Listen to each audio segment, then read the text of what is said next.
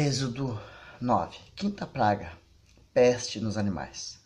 Disse o Senhor a Moisés: apresenta-te a Faraó e diz-lhe: assim diz o Senhor, o Deus dos Hebreus: deixai ir o meu povo para que me sirva, porque se recusares deixá-los ir, e ainda por força os detiveres, eis que a mão do Senhor será sobre o seu rebanho, sobre o teu rebanho que está no campo, sobre os cavalos, sobre os jumentos, sobre os camelos, sobre o gado e sobre as ovelhas, com pestilências gravíssimas.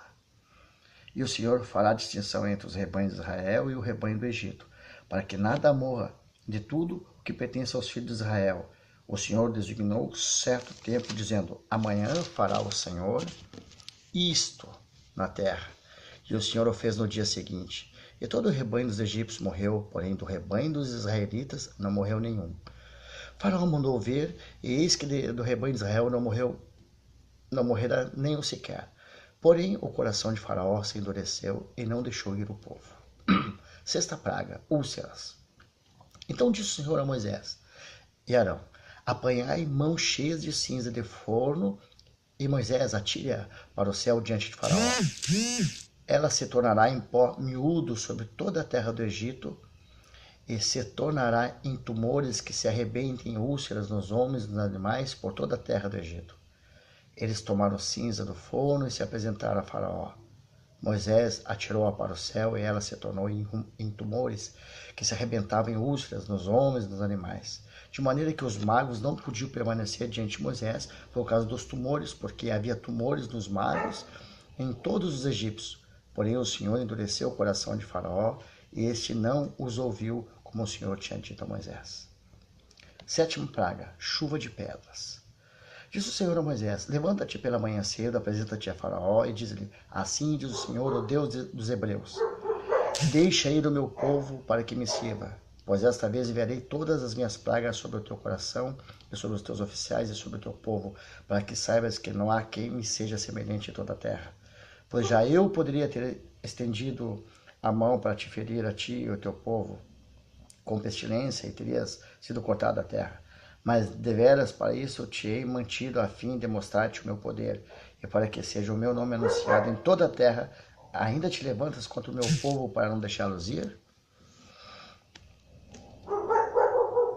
Eis que amanhã, por esse tempo, farei cair muito grave chuva de pedras, como nunca houve no Egito, desde o dia em que fui fundado até hoje. Ele foi fundado até hoje.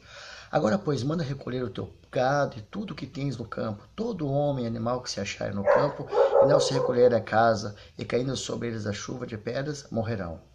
Quem dos oficiais de Faraó temia a palavra do Senhor, fez fugir os seus servos e o seu gado para as casas. Aquele, porém, que não se importava com a palavra do Senhor, deixou ficar no campo os seus servos e o seu gado. Então disse o Senhor a Moisés: estende a mão para o céu e cairá chuva de pedras em toda a terra do Egito, sobre homens, sobre animais e sobre as plantas do campo na terra do Egito. E Moisés estendeu o seu bordão para o céu, e o Senhor deu trovões e chuva de pedras.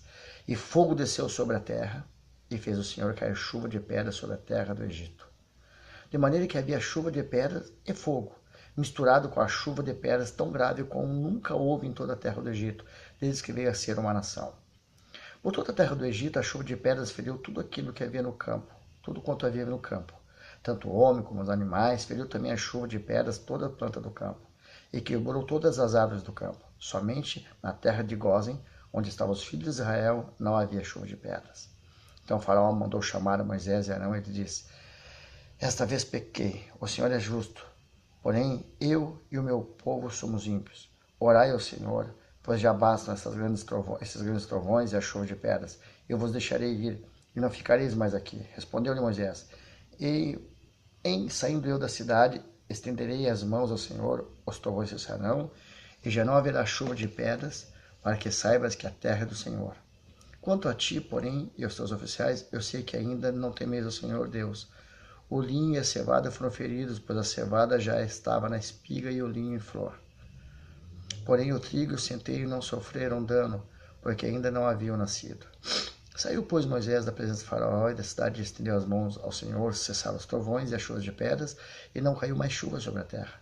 Tendo visto Faraó que cessaram as chuvas e as pedras e os trovões, tornou a pecar, e endureceu o coração, ele e os seus oficiais, E assim Faraó, de coração endurecido, não deixou ir os filhos de Israel, como o Senhor tinha dito a Moisés.